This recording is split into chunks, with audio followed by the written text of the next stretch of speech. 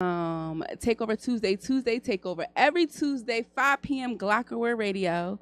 As you can see, Mr. Lawson is a little late. He may come through the door, he may not come through the door, but you may get a phone call as well. You know, I might call him in real quick so you could talk to our wonderful guest. Miss Nick, you know she doing what Miss Nick do. You know, doing what queens do. One day I hope I could do what she do the way she do it, right? Because Miss Nick, she do what she do. So shout out to Toucan, shout out to Cornerstone, Drop-In Center, 2321 North Broad Street. We supply all your needs. I don't care if you need assistance with housing, employment, child care. Some resources have come through for that. If you just need a place to be, 2321 North Broad Street is the place. Yeah. So we have a guest here today. She's going to introduce herself because, as you know, nobody introduces anybody else on this show. So we're going to hand it over. Hey, how you doing, everybody? My name is Rakia Lindsay. I'm Philadelphian. I'm a mother. I have a 9-year-old son. I work with Straight Ahead. I'm the Survivor Justice Advocate, and I'm really just, an advocate for our people. I feel like we are in a dire time, and I want to say in Philadelphia because that's, born and raised here, but for real, it's all over, this country for our people. And when I say our people, I'm talking about black and brown people. So, I'm just out here trying to do what I do to really make an impact on trying to move the needle forward when it comes to specifically like our healing, because that's real necessary. So you know you're going to come to the Woman No Longer Run on Empty Healing Circles. That's every Tuesday at 6 p.m., right? Oh, yeah. Okay. That shameless plug, you know. I like that. But yeah, so the I don't know if you want me to get into it. Like my work is specifically with survivors, people impacted by violence, not just gun violence, but any type of violence in the city, who are willing to like advocate for and really work towards non-carceral solutions to community violence, with the understanding that we have a system in place. That system harms us often, in multiple ways, and so the commitment has to be within ourselves for us to decide how we are going to, again, push the needle, like how we are going to govern ourselves and demand that this society, this system, gives us what it is that we need in order for us to heal and, get that life, liberty, and the pursuit of happiness that it seems so far away for a lot of us. So that's what I do. So really quickly before we go any further, can you give everybody your socials? If you have a brick and mortar location, how can people get in contact with you? Email, phone number, if you're willing to put that out. Just how can people get in contact with you ASAP? Okay, perfect. So my personal Instagram is restorative.firebeauty.sim. That's my Insta. Rakia Lindsay on Facebook. Straight Ahead Toward Abolition on all social platforms. So that's Facebook and Instagram. Um, Let me see, the brick and mortar. So our office is located at 631 North 12th Street. That's like north central North Philly. And I feel like that's everything. Oh, my email address r.lindsay@straight-ahead.org. So, and that's Lindsay with an A, Lindsay. So Okay. So let's talk a little bit more about healing. Yeah. And what does healing look like for you, your perspective? How does your work healing tie into your work professionally? So yeah. So specifically for me, healing is like, first of all, period, for people, healing is individual for every single person, and it looks like something different for everybody. I feel like for myself, I realized my own need to heal when I got pregnant. I feel like it changed a lot of who I was. I started to look at the world a different way, and realizing I was growing this life inside of me, it became like very imperative for me to kind of like think about all the things that were affecting me generationally. And in there, I started to do a deeper dive into like history, right? And I realized, like, in looking at the world around me, and understanding like the things that I was going through individually, even though I was going through them as an individual, I'm not the only individual going through them, right? And so I began to take a larger assessment of the overall world around me, specifically like my community, and really like understanding a lot of us is out here hurting. And when I think about things like the gun violence and how like things seems to be going crazy right now, and I understand that it looks that way because we are in this space and time in history, right? And so it feels so, new to us, but this is not, right? Like this has happened before in another space in history. And so understanding like the healing has to go deeper than just like me and you. Like we got to do it as a collective. Like we got to heal ourselves, and then we got to take that healing that we find for ourselves and take it into the larger community and begin to heal not just ourselves and each other but also the land. Like, right. And so when it comes to the work that I do, again, I work with people who have been impacted by violence, so already there is a harm caused, right? Like there is healing that needs to happen. And so we, speak with people about what it is that they need individually, and then we also work to provide different resources that may not be largely like supported or wide known, right? So we have these events where we've been calling Let's Heal Together. And we have them in communities. Our next one is actually a plug for us. Our next Let's Heal Together is coming up on August the 12th. We're going to be at Malcolm X Park. We're going to clean the park, right? Part of that community cleaning as a part of our healing, understanding that taking care of the land that is around us that we all, you know, use, and like we get something from the land, and so we need to get back into it. So we're gonna do the cleanup, and then the healing event kicks off at noon, and that will be yoga, it will be Reiki, it will be body massages, it will be sound therapy, it will be art therapy, because again, healing is different for every individual, and so we want to be able to provide a large like variety of resources so that people can interact and engage in the way that they need to. And then just period, it's gonna be food, and it's gonna be people. And so if I've gone through something and you've gone through something, and maybe we've gone through similar things, or maybe it's completely different, like just the community, right? And being able to talk to you and you talk to me, and we share space with each other, and hold space for each other, that creates a different type of healing. And so just trying to make sure that we are like taking care of the whole person. And then the other part of healing being like making advocacy healing, right? Like being able to empower and encourage people to use their voices, because again, we're talking about community violence and healing in communities and what that looks like, and understanding that a lot of our people are like sometimes broken and don't necessarily know how they want to get involved or if they want to get involved. And so being able to like have each other's back and give each other the courage to like say what we need to say so that we can do what we need to do together. That, just listen. Whew. So, okay. That was a lot. It was all needed. We need to unpack a lot of that. So we're gonna start at the beginning where you started with your individual healing. And you said your individual healing started when you got pregnant with your 9-year-old son. And so what did that look like? What did pre-healing look like? And what did your healing look like in the moment? And then like now looking back, like let's take those little moments. So pre your son, you're healing. Like I'm healing. Like I understand that right now I'm in my healing season. Okay, I'm ripping the band-aids off. And I'm gonna get through this process. And then if you could look back, because 9 years out, I want to see those 3 stages. If you could just kind of like help us go through that process. Um, I mean, so just to be clear, I started the healing journey then, and I'm still in. Okay. It's just a Yes. different phase of the Yes. healing journey. Yes. I think that that's the thing. Like when we talk about healing, sometimes we feel like there's going to be this point in time where the answer is healed.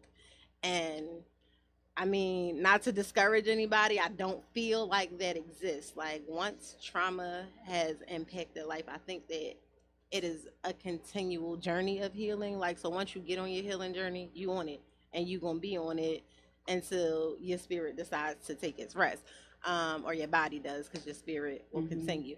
Um, but for me, like I said, growing a life inside of me made me start to evaluate exactly what I wanted for his future, is what it is, right? Like, so I realized that the things that I had gone through, I was able to like identify that some of these things weren't new even to my family, right? Like, and so understanding cycles, and which ones that I was perpetuating, and having, I guess, what is the word that I want to use? Just understanding what it was that I wanted for myself, and then extending that to what it was that I wanted for this other person, right? Because even if I didn't have like the best practices for myself, I didn't want to be responsible for, or I wanted to be responsible enough to make sure that the space that I provided for the person that came out of me, like I can't, it's nothing I can do about whatever, however I was raised, right? Like,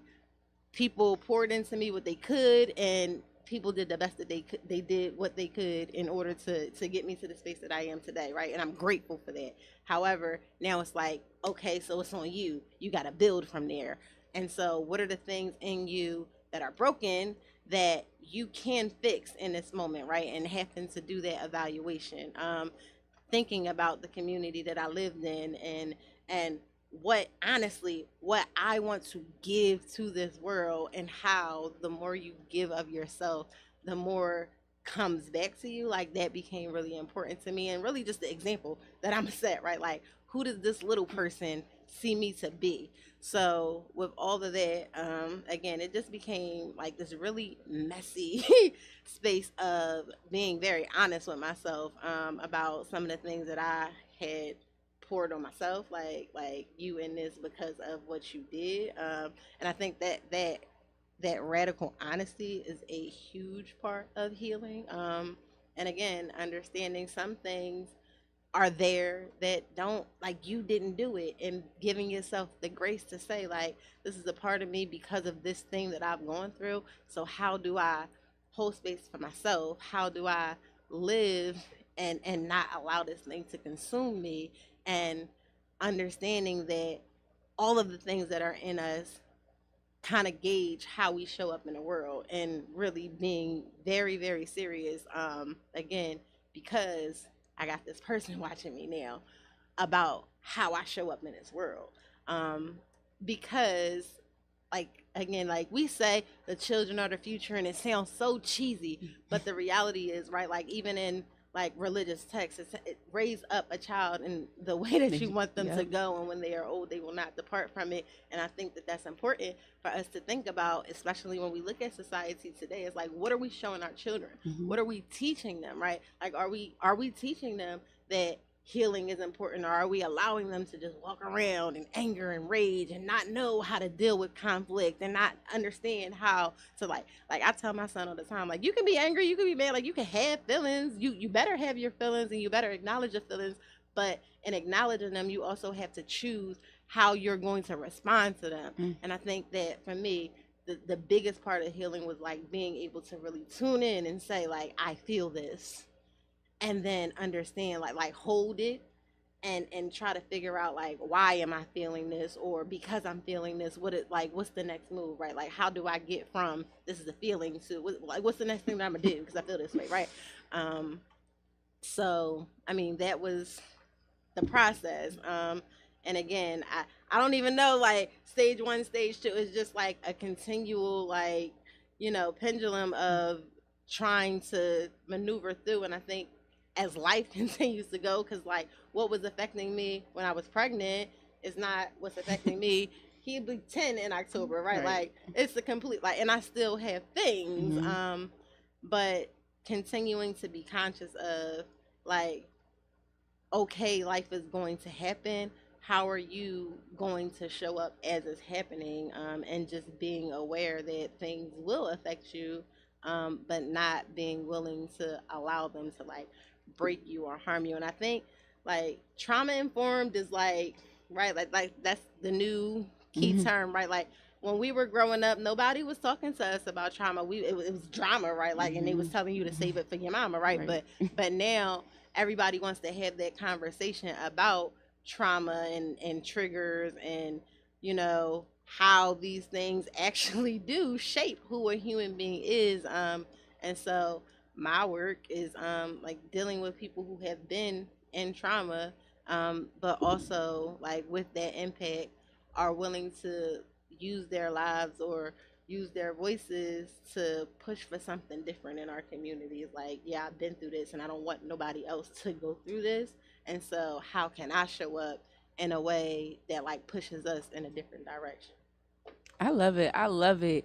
So, okay, you talked about your individual healing. So now let's go to like collective community healing and what does that look like? Your experience, professionally.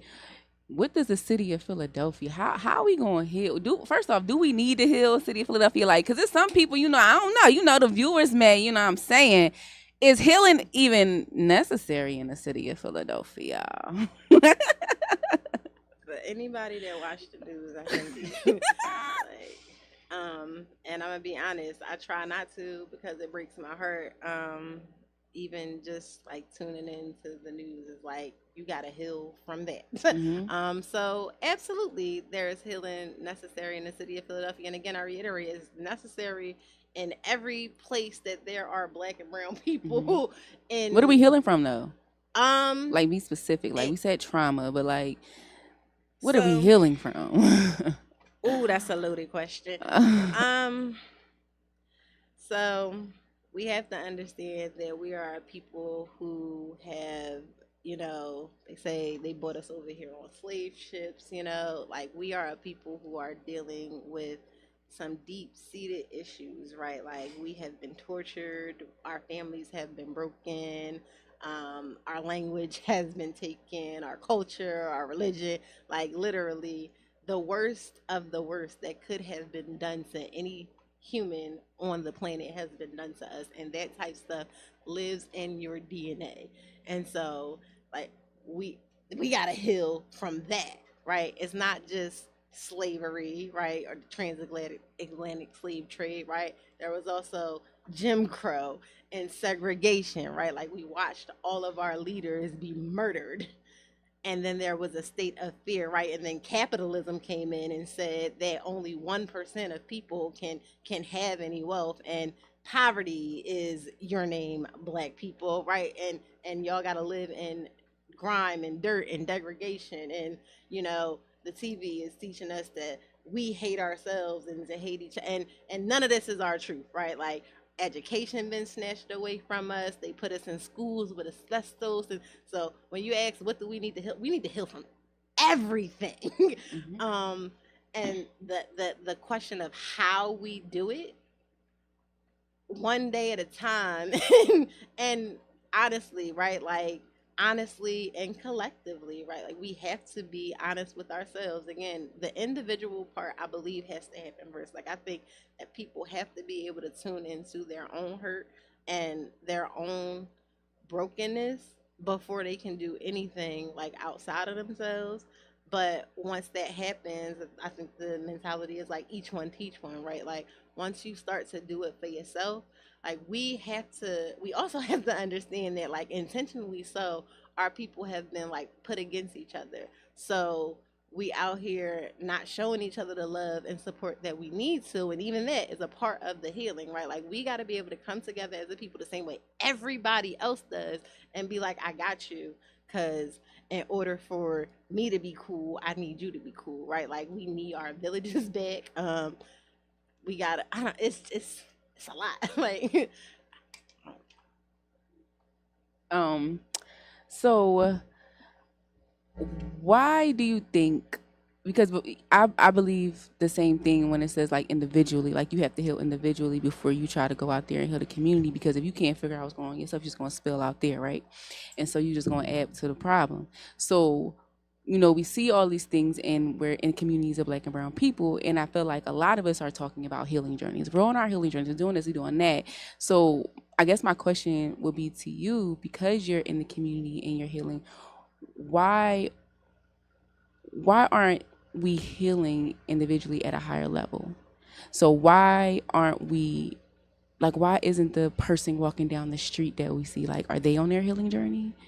And if not, how can we get them to be, and why are they so if there is pushback, why is there pushback to a healing journey, to starting it?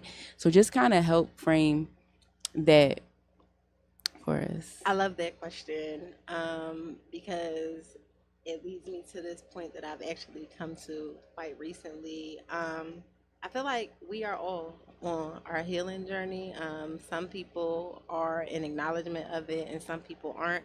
And when we talk about like what we do to get like where you are ain't gonna be where I am, and I think that again that word grace, we have to give that to each other because we are all dealing with different things. And I think that sometimes we take for granted what another person's struggle is, or we so wrapped up in our own struggle that we can't see that somebody else might just be going through it, right? So I think that a big part of that healing is to extend grace to people, and understand that you gotta be and somebody just said this to me today, you gotta be the change that you want to see, right? Like, so in order for you to like again project out into the world, or to even help somebody else on their own healing journey, like you just gotta be the model for that, right? Because maybe you are on your healing journey, but today you having a bad day, right? Walking down the street cussing everybody out. How am I any better in mine to you or come at you like negatively? Like, we gotta be able to control ourselves and be willing to help people and support each other, like even when they at their worst.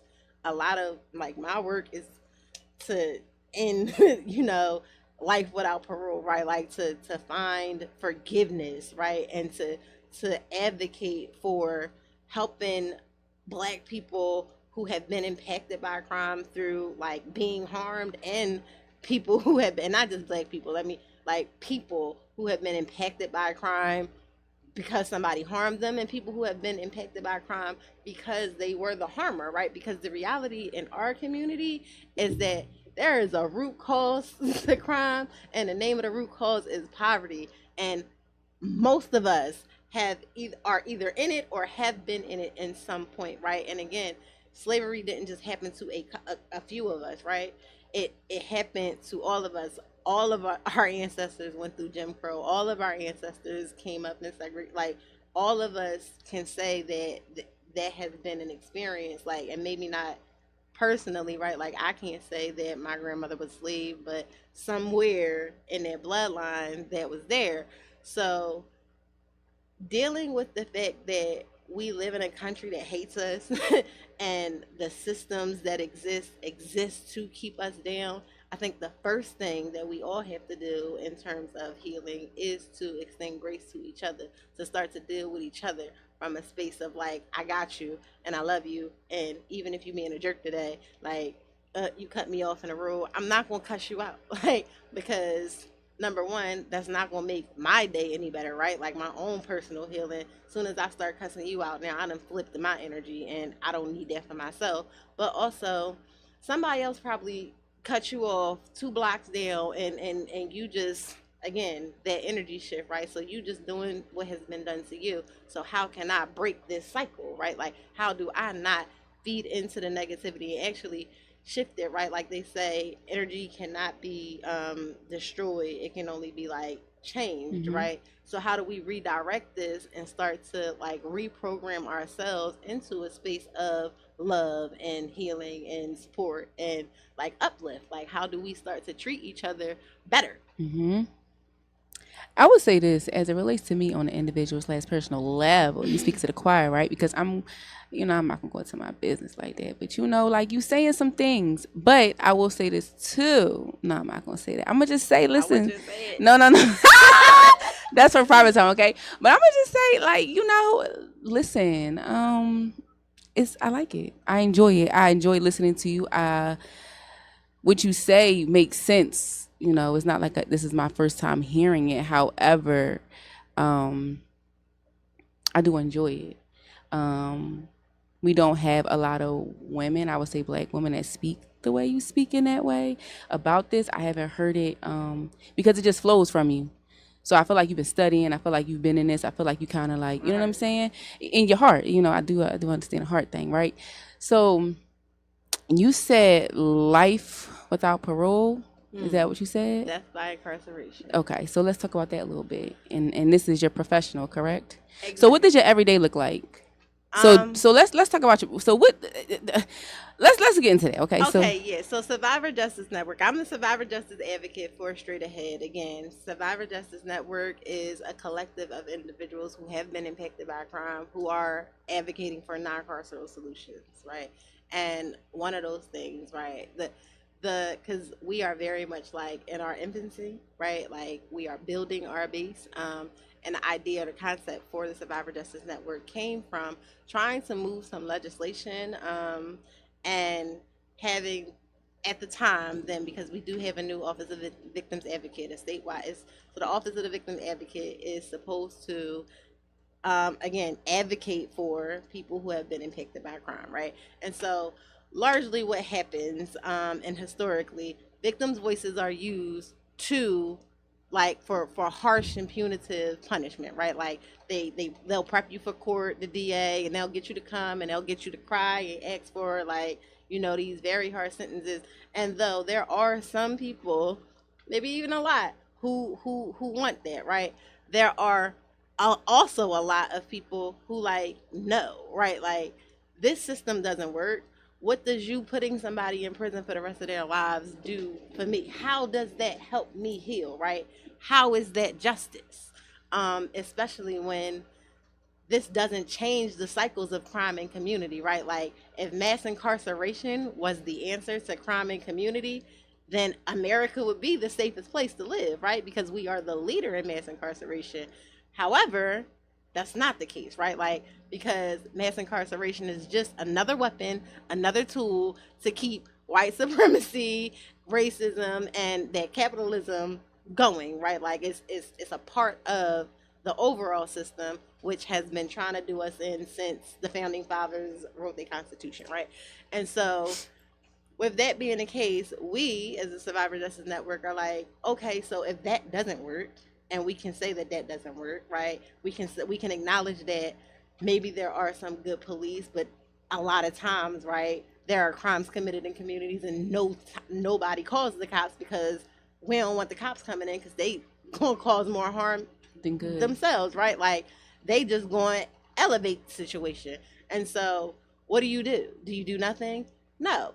Like, so we are together as a collective looking to educate ourselves, educate each other on what are those alternatives? What does that look like? Like, how can we create communities where we are safe, we are healing, but every time something happens, we're not calling 911. Look, how do we get to a place where things aren't even happening because we are governing ourselves in a way where we don't even need them, right? Like, again, we have that love, respect, and concern for each other in a way where I'm not about to hurt you. You my sister, right? Like, you pissing me off, I'm mad at you. Let's have this conversation. Maybe I can't talk to you right now. Like, who is the person that I can go talk to who's gonna make sure that I'm thinking about my life and thinking about your life so that we can come together and have that conversation and it doesn't escalate into some terrible stuff where now there's harm caused, right? That would be, well, that's transformative justice, right?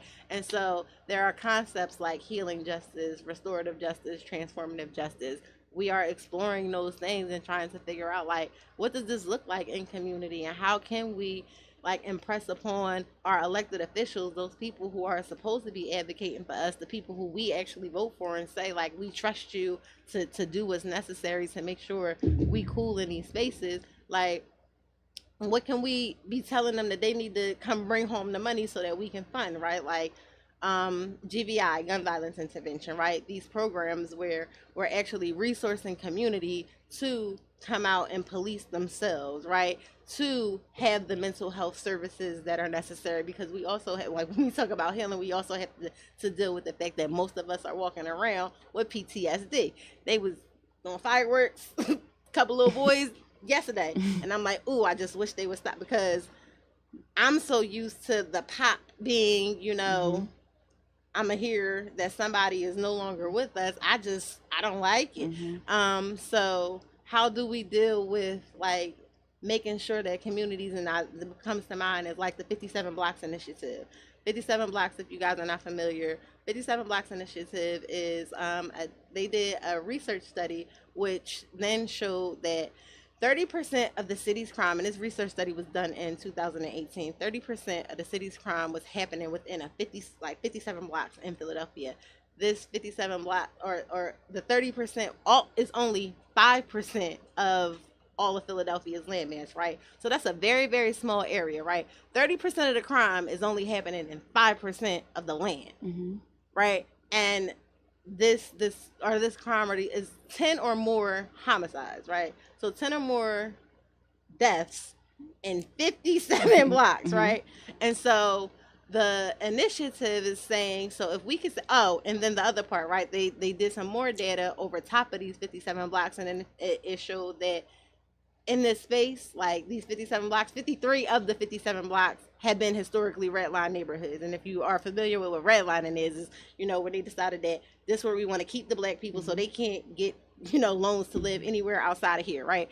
And so we're seeing where this concentration of crime and specifically gun violence has been forced on a certain people. And so the initiative says, if we see that this space is where the crime is happening, and this is the space where there's the highest rates of poverty, right, where there is the disinvestment from schools, right, like if we're seeing that this is what's happening there, then let's resource there. Let's give money to making sure there is mental health, making sure that there are, community violence interventions happening in this space, making sure that the schools have the resources that they need, making sure that there are rec centers and after school programs for these young people who you like, oh, they're outside causing so much. What you doing for them, right? So where there is historic disinvestment, and you can see like there is data to show you disinvested in this space and this is what happened, now invest in it and track the data, right? Like, so things like mobile crisis units, right? Like, do you know that there is a 988 is a number that you can call to get, supposedly, to get a non-police response. To, like, if there is something happening that is not life threatening, right? You should call 988, and they are supposed to send like whoever, maybe it's the ambulance, maybe it's the fire department. They have these mobile crisis units that send like social workers and mental health professionals to de-escalate stuff, right? Because we talked about how police tend to escalate things. So again, educating ourselves, and then doing that larger work of making sure we educate the community to know like there are alternatives. Like, we don't have to call the police. Only do the thing, because the system is not going to advertise for its, what is the word, competition, right? Like, they're not going to say, don't call us, call the other people, because the system is doing what the system wants to do. And so we, like, I'm not even going to say unfortunately, we have to do that work of fighting back against it by educating ourselves and really like doing the work of supporting the things that are going to get us the outcomes that we want. And so I answered the question. Yes, you did. You did. So I hear your passion, I hear your heart. Why do you do what you do? Because I got a baby. My son is going to inherit this world. And it's important for me to know that, when he gets of age, that I have done what I feel like I gotta put it on the floor to make sure that him, and like, although I'm like this gun violence advocate and victims advocate, I'm a youth advocate, right? Like, before I was doing any of this, like, I was working with young people. And so that really is like, when I, like, cliche, I care about young people. And I guess maybe because I feel like there weren't enough adults like trying to look out for me and make sure that I knew what I needed to know in order to like be productive in the world, and just like be confident in myself and things like that. Like, I need to make sure that I'm that person, so when these young people like the world that they inherit is not trash truck juice. Right. Like it's important to me to do everything that I can, right? Like, and I'm not perfect, and I wish that I could do more. And honestly, I know that I will do more. Like like I said, Survivor Justice Network is a baby, and I'm just a baby. And like, even my heart to for this healing, like it's so much that I want to do, Mm-hmm. and will do, I'm sure. But the reason any of it is important is because there is somebody who will come after me. I Like I said, when I was pregnant, I got deep into history. Because I feel like when I was in school, not even almost, I wasn't with what they was teaching. Like I didn't want to hear about like people being slaves, and I actually had an argument with a teacher because I was like, couldn't be me, and he tried to tell me that it could, and Mm-hmm. I'm like, there were slaves that Mm-hmm. ran away. Like Mm-hmm. that's what's in my blood. Like Right. I wouldn't have just sat there. And that's just my thought, right? Like I identify with the Harriets and the Malcolms. Like I don't know, and I respect Martin, right? But I don't know that I can let you spit in my face. Like Mm-hmm. I don't think I got that in me. However, understanding that history as an adult and understanding that how it was being taught when I was a child was a lie. Thank God for the internet, right? And being able to understand things on a deeper level and then get the information that they're not trying to teach us, right? Like Nat Turner wasn't the only rebellion, right? Like Mm-hmm. things got deep and our people really was pushing back and fighting back, right? Like and so understanding that history is like I wanna teach my son that. Like I wanna help him understand that everything don't got to be a fight. Like you just got to understand the system enough and know your history enough to maneuver the way that you need to in order for your life to be what you would like it to be. And then the other part of that, say it, is spirituality, right? Like I think that it's important that we have a connection with, and I'm not talking religion, I'm talking, you got to know that it's something bigger than all of us. And however you interact with that source, like know that that's going to help you get to where that you need to, because like tuning into that is going to kind of like show you your purpose. You said you hear my passion. My passion comes from something inside of me saying, yo, this is what you need to go do. And when you don't, very uncomfortable. Like Mm-hmm. so and not wanting, like I don't like that uncomfortable space. Mm-hmm. And I feel like in me being obedient, it teaches my child to be obedient. And in that obedience, you get your reward. Mm-hmm. And I think that it's important to understand that that's how it works. And then I also like, I don't even, you didn't ask this question, but it just came up in my head. Like I really want to have a larger discussion about progress, Mm-hmm. because what progress is, for us, I think it's time for us to really start to like evaluate what that means, because I'm gonna say it, having $1 billion while your people struggling, It ain't cute. that ain't progress, right? That ain't Like cute. where did we move? Progress means something move forward. And so when I think progress is more than just one person, right? Like progress is a collective shift. And so what are we going to do to collectively shift Mm-hmm. where we are as a people, right? To shift what the narrative is about what it is to be a black woman, a black man in this country. So Yes, I love it. So I did want to ask this question, and you kind of touched on it, but how important is history in our healing? How important is history, like teaching our children our history in order for us to heal? Like, what's that connection, history and healing? Because I go back to my childhood. I always say, like, my father planted the seeds. Like, I didn't know what he was teaching me or showing me. Like, I didn't even like it at sometimes. But now I'm grateful when I look back, because I'm like, dang, like you was planting them seeds, and now I'm I'm like, I want more, I want more, I want more, because I understood, like he understood, like I got to teach you young. I got to expose you to it young. So, and I believe that that's why I am the way I am now when it comes to helping black people, hmm helping my community. I understand that my father showed me what it looked like pre, right? He showed me what slavery, what it looked like before slavery, right? Then he showed me what slavery looked like that, and then he kind of like drizzled off. He didn't teach me anymore, and now I'm getting to that place where I'm understanding what happened after slavery, in its entirety. But I just think if I would have had more of someone pushing my history, where I would be, how I would think, those kind of things. So what's that connection between history and healing for not only ourselves, but for our youth? It's it, right? Like, again, you can't know who you are unless you know where you come from. And I think that's a big problem in our society, especially again with a lot of the history. Like you said, your dad taught you pre-slavery, which is a blessing, because I say a lot, when you learn that you came from a slave, right, and you see everything that a slave went through, it is very easy for your mentality to be like, we winning now. Like, I could go own a basketball team. I'm winning, right?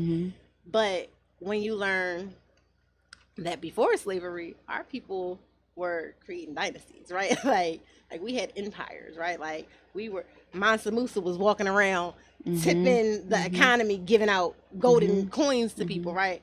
And I didn't learn that until I was an adult. And so it's important to learn that you didn't come from slaves and that your people did have up, because then that creates the aspiration for what is possible for you. If all I'm worried about is being better than a slave, we all out here winning. We out here winning. We win. Well, like, before that, we was. But what were we was moving before that, right?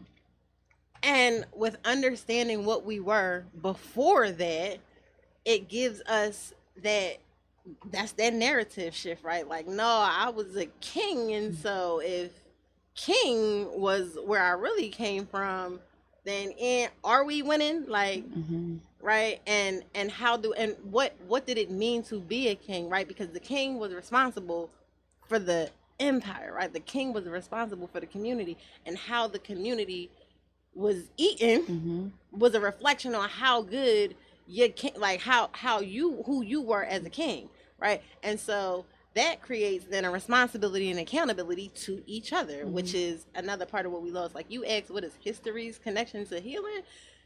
If I understand who I was and where I came from, then I know how to maneuver in a way where I can thrive. And that's why the oppressor has done everything that he can. They trying to take critical race theory, right? Like they're not even calling it history anymore, not, right? Like, and trying to take it away because it's too harsh for them to acknowledge who they've been in history, right? Like that's y'all. That's who y'all been, right? And you want to take that out of the books and teach what.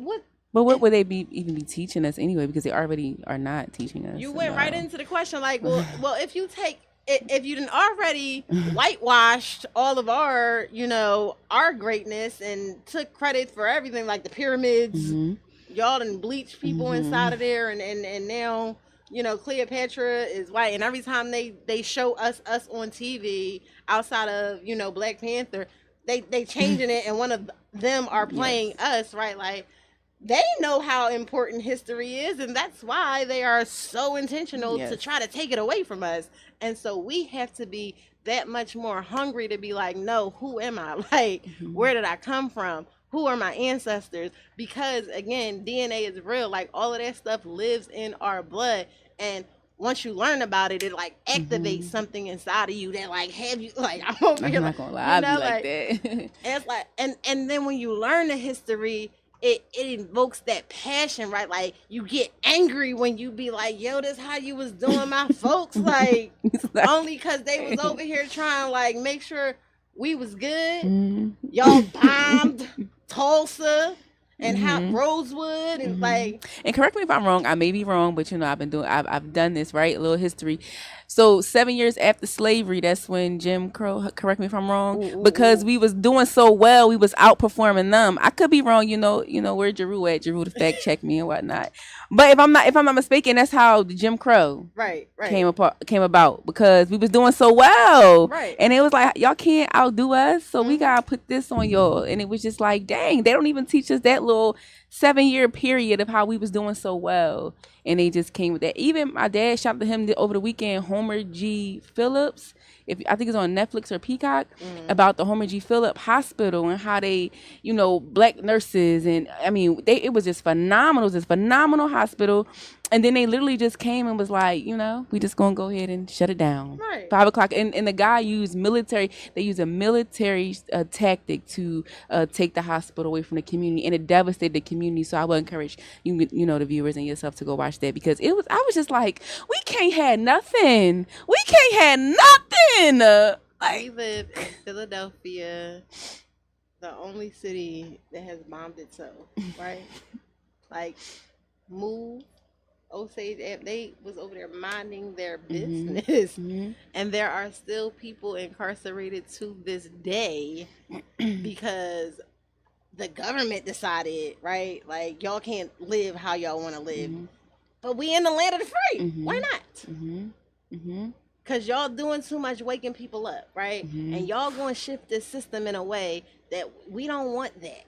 So y'all got to be quiet. Right, and that's what happened to Malcolm, and that's what happened to Marcus, and that's what happened to Martin. Right, like every time we got some leader who is like genuine and wanting to help us reach uplift, right? Like wanting to teach us where we come from, wanting to provide us the resources and the means that we need, right? Like Marcus Garvey was building fleets to take us back to Africa, right? Like. It said you gotta go back to where you came from. You can't take nobody with you. Right? He said they was waving at him. Yeah. For what? Like, why is it bothering you if we all decide to leave? Because it would bankrupt your economy. Because that's how like, y'all need black bodies and black labor and black brilliance. Let's talk about it, right? Like, what did y'all invent? I think. This was good. We still got time on the show. We got 15 minutes. I'm not used to this. What else? So tell us something. Let me see. How long have you been doing? So the organization, one more time. Straight Ahead. Straight Ahead. How long have you been with that organization? It'll be a year that I've been with Straight Ahead in August. Okay. However, as far as activism, like, it's been a thing. So I literally, specifically where it relates to like gun violence, I feel like I grew up in a community. I live in Mantua. Well, it's Mantua now, the bottom, like, because that's what you call it when you from there. But so it's been, violence. I have a loved one. My first love is like 15 years in on a 20 to 40 year sentence. Okay. So again, I've lost people to gun violence. My nephew was murdered in 2020. My cousin was also murdered in 2020. So I've lost people. I've had friends shot. Like, I've grown up in a community where this was. I can't even like do the air quotes and say the norm, right? Like, this is a reality. But specifically, I believe it was 2017. Like, so I've always like been like, I've been impacted by it. But in 2017, I was outside, and at that time, I was running like a home child care. So I had a bunch of babies outside. We went in a house. 10 minutes later, like, spraying a block. And it just pissed me off. There was an organization in my neighborhood that I knew had some funding to address gun violence, and I was like, yeah, so you gonna work with us, we gonna work together, we gonna address this together. We did like some peace rallies, and again, I think that it's important to spread that message of love, right? So it wasn't get off the corner, this ain't your corner, this is your home, this is where you live. Like, we can't be shooting up our block, right? Like, when we talking about narrative shifting, again, that grace and that support and that understanding, right? Like, people broken. And so we were programmed into what it is that we are doing largely, and we need to be programmed out of it. And so that means even in people's, again, at their worst, we need to be coming to them at our best, especially if we going to say that we are in some type of healing ourselves, right? And so if I can say that I don't want this gun violence, and I don't want like anger and rage ruling how things happen in my community, then I gotta be willing to extend some love, right? Like I gotta be like, yo, this is where we live. Like we grew up here. Can we like y'all kids play out here? My kids play out here. Like, can we not like let's not what is it that you need, right? Like, what are the things that are necessary in order to make this not be a thing? Because the reality is, like, we live in a capitalist society, so people trying to get a bag. All right, so how do you get your bag and nobody got to lose their life? Like, is that a real conversation that you're having with people? Absolutely. Okay, and so what does that look like? What does that conversation look like? When is there pushback? Do people accept it? Like, what does that? Absolutely pushback. People like some people was like they're not trying to hear it, but enough like I feel like more than not the conversation is like what exists for me. And that's the conversation of again fighting for those other solutions, right? Because when somebody got a record, you're not gonna tell a grown man with a family that he gotta go work at McDonald's and that's how he gonna feed his family. No, like you have to actually provide the resources so that people can take care of themselves and like be whole. So understanding right that like I feel like things like reentry are important. We gotta resource reentry. Like we gotta make sure when people are coming back into society that they can have transportation, right? Like it's hard for people to find housing, right? Like it's hard for regular people to find housing. Now imagine you got a felony. Where you gonna live? Right. Right? Like who's renting an apartment to a felon? So thinking about these type of things. So how do we again advocate for resources in community so that the crime and the harm that's being caused they don't have no reason to, right? Like when you put people in the worst conditions possible and then say, "Ooh, look, look what y'all over there doing to each other," right? Like it takes the onus off of the system.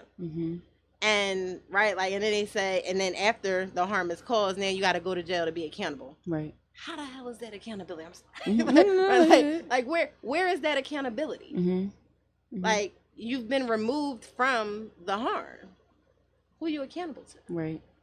So how do we create the circumstances? Again, I'm here for, and I'm an idealist, right? Like I would love to live in like these utopian communities where like it's kumbaya, peace and love. I love you, you love me. Why we hurting each other? But it's going to take a lot before that's a reality. And so how do we within ourselves like have again being even just willing to have a conversation with somebody and ask them what do you need, but you can't ask nobody what they need if you're not willing to. Like you might not have all the things together, but you got to somehow be willing to either support them or resource them to do the thing that you ask them. Like if we negotiate and you got to be able to actually give me what it is that I agree to, right? So having those, I mean, and again, you asked was there pushback. I feel like I've got less pushback than like I had a young man just ask me to give out his business cards. Like he has started a car detailing business. And I'm like, sure. Like if that's all you need, like it's just that simple. Like it's just that simple. Right. Like you gotta ask, you gotta have the conversations, you gotta be mindful of how you approaching people and really like again, you gotta be genuine in it. Like you can't just be talking. Like mean what you say. And as you're asking these questions, really be willing to do what it is that you can to help. Right. And I feel like when that exists, then change can be made. Yes. I love it.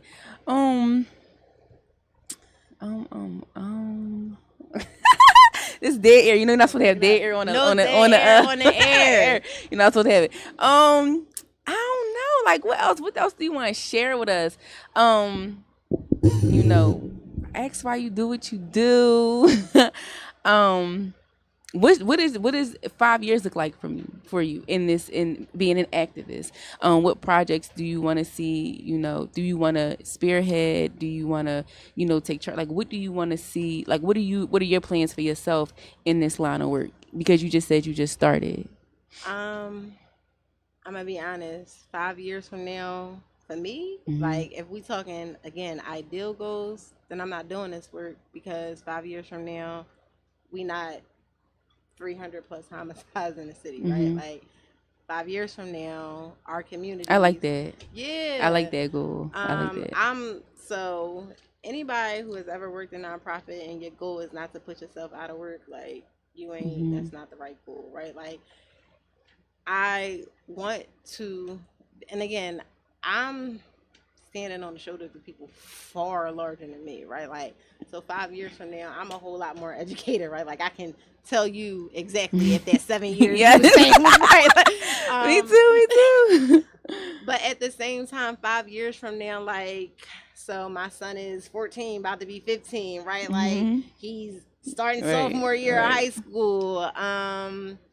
And again, we got green space in communities. Our children are thriving. We're back outside. We're allowed to have cookouts on the block. Hmm.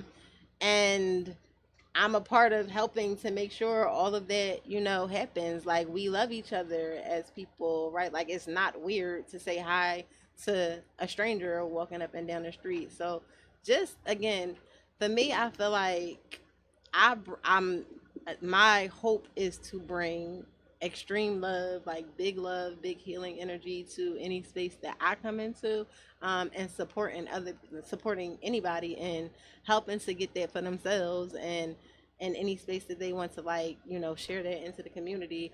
5 years from now, Pennsylvania is not still holding out on death by incarceration, right? Like being so adamant about feeling like life is life, right? Like we live in a state where I'm not sure if you're familiar with like second degree, but there are people who are serving life without parole right now who never murdered anybody just because they were happened to be in the car or decided, oh, I'll drive you to do this or things like that, right? Like, so 5 years from now, we as a people are more educated. 5 years from now, we holding politicians accountable, right? Like 5 years from now, we are not apathetic in this voting process and understanding that again the system is doing what it's meant to do and it will only change if we change how we interact with it, right? Hmm. Like if we decide that we're going to educate ourselves about how these systems work, period, like, and then understand how we're going to navigate and come together, like 5 years from now, we as a people are unified because I feel like again they took our history, they broke us up, right? They put mothers against fathers, like where we are as black men and women Hmm. together in this community. Like, why aren't we fighting together? Why aren't we supporting each other more? Like, and like, I hate to say stuff like that, especially on like because we are, but show it more, right? And Hmm. and understand that they're not going to show it for us. So 5 years from now, we are more intentional in creating our own narratives and uplifting our own narratives. There are more of these type Hmm. conversations happening, but from a different shift, right? It's what Hmm. up, what up, what up? Like we Right. We happy here. and We did right, it. We right. living. We back to civilizations that we created. 5 years from now, there is black wealth in the black community, and Yes. our dollar circulates within our community more than On the zero highest level. times. Right. Right? Like 5 years from now, we up. Hmm. That's what I hope to be a part That's the of, right? progress you was talking about. Like, that's the progress. Like, that's what you want to see. That's your vision of progress. So if Absolutely. you see that, that's how you know we made progress. And it's not Right. an individual thing. Like, it's not an individual thing. And I feel like this nation has taught us to believe that this radical isolation is this radical individualism, right? Hmm. Like it's about me and mine. How do I get us ahead, right? Like 5 years from now, we have shifted that way of thinking and understanding, right? Like I am my brother's keeper, right? Like there's a saying that goes until all of us are free, none of us are, right? Like so understanding that, like you said, this really is a collective thing. Like none of us exist on an island, we all here together. And the better I am, the better I can help you be, the better you can help the next person be. And right, like we paying it forward in society that way. So with the understanding that, right, like again, we helping each other, and helping you helps me. Mm-hmm. So I enjoy it. We definitely have to talk more. Give out your socials again, your um name, your socials, so people that can contact you. How do you support people? Like, how can people, like, do people come to you? You go to people. How does that work? absolutely. So Survivor Justice Network, we have a monthly cohort meeting. Our next meeting is actually July the 11th. It's on a Tuesday evening from 6 to 8 p.m. at 4020 Market Street. Come. We're going to have some resources. We're going to have some people there having conversations about their shift, and what are some of the other things. Like, I think this month we got people coming from Treatment Not Trauma to talk more about the mobile crisis units, and exactly what that system looks like and how people can utilize it. I feel like our first couple of meetings, like we did this, like we did what we call the Y web, and it was really like the question was community violence and why does it exist, and we went deep into root causes, and then when we pinpointed some root causes, right, like lack of education and lack of funding, parents not home, right, then we went into the deeper questions of like, well, why is it a Mm-hmm. lack of education? And where is there a lack of education? What communities? Like, Mm-hmm. what does this look like? And then in doing all of that, the next framing was how do we change these things, right? Like, if we can understand that parents aren't home because they're working or they're incarcerated, or, like, what are the things that need to begin to happen in order to change this? Right. And so that meeting happens again the second Tuesday of every month. The next one will be July the 11th, 6 to 8 at 4020 Market Street. Um, Again, our next healing event is August the 12th.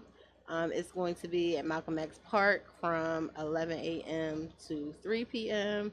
Um, Reach out to me via email. My email is r.lindsay, lindsay, at straight-ahead.org. And so, like I said, we're base building for the Survivor Justice Network. So we have meetings. I go to events. I'm also working like to learn other victim services groups. I come to people's events. People come to mine. We are looking to do a lot of different stuff as far as like political education, because like I mentioned, healing justice, restorative justice, transformative justice, trying to really push the help people elevate their understanding of what those things are and how, because it's a lot of different ways to do that. And supporting other people, like there was just a screening of a movie, well, it's a documentary called No Way Home, and it's about a mother's fight to bring her son home. He is struggling with a life without parole sentence. He a second degree case, right? He never killed anybody. He just agreed to go to something happened that he didn't know and Right. wasn't trying to be a part of, and now he jammed up. um and she, oh my god, talks so much about like forgiveness and again understanding humanity, right? Like, because I feel like none of us are like, none of our hands are 100% clean. Like, we done all done some stuff, right? Like, ain't none of us out here angels and saints. Mm-mm. We So not. and understanding that about ourselves, and again being brutally honest, you done got away with some stuff, and not to say that people should be just out here getting away with stuff, right? But where is the part of you that says like people can change, right? And even thinking about, right, like what does a second chance look like when it talks about public safety? I work with a lot of men who have spent a lot of time in jail, right? And they are out here on the front lines, like fighting back against gun violence and things like that. Like they're the ones that actually have credibility in the streets. They're the ones that can go talk to these young men, right, and say, no, you don't want to do what you're doing. Like this is where it leads to. Mm-hmm. Because I can't do that, Mm-hmm. right? Like I can go ask, what do you need? How can I love Mm-hmm. you with support, right? Because that's me. Mm-hmm. But that peer, right, understanding, right, that again, credible messenger, well, what makes you credible? Mm-hmm. Not just because you're from my hood. Do you know my experience? Mm-hmm. Can you say that you have, can, like, how do you identify with me? Right. And only those who have, walked those shoes can really identify in a way where you're going to be able to speak to that thing that needs to be spoken to in order to shift thinking, right? Like, young bull, like, I literally was you, right? And it got me locked up for 27 years, and bull, that wasn't the experience that I wanted, right? And now, like, to see where these men are and how they like really giving back on levels that it's like I'm in such awe, like, but really understanding, right? Like, we think life, some people think lock them up and throw away the king. They did the crime, they might as well pay the time, right? Yeah, but how is that serving us, right? Like, because I can say that there are some things that would still be going on if some of these men wasn't out here doing what they're doing, right? So understanding that people can change, and being able to, again, part of healing is forgiveness, right? Because if you don't forgive, it's eating you up. And I'm supposed to be giving out my socials and stuff. No. So those are the type things that I do. Again, I'm an advocate and an activist, so I'm trying to push the different narrative and invite whoever else wants to, or to educate themselves, right? Let's have a conversation. Like, let's talk about it. And if there are that pushback, if there are conflicting ideas, let's talk about it. Like, because that has to happen, right? Like, we can't just feel our feels and have our thoughts and feel like this is the way and this is the only way. Like, we got to be able to communicate with each other, because you might be able to educate me on something, I might be able to educate you on something, and that's how perspectives change. And so that's necessary. So again, you can reach me by email, r.lindsay@straight-ahead.org. On Instagram, the social for Straight Ahead is Toward Abolition. Also on Facebook, my personal Facebook is just my name, Rakia Lindsay. And my Instagram plug is so restorative.firebeauty.sim. Y'all heard it, y'all. We appreciate you for coming on the show today. Thank you. Philly service announcement, PSA podcast. Oh, we have to stop hiding behind this individual journey stuff. There really is. I can't see the bottom of it. Well, shout out to Jarue. So that's the host. Hey, host. So okay, no individual journey, because everything you do literally affects someone else. Yeah. So yes. Absolutely. PSA. Philly service announcement, Glockwood Radio, every Tuesday, 5 p.m. to 6 p.m. Cornerstone Drop-In Center, 2321 North Broad Street, for all your needs. We will see you guys next week. Bye.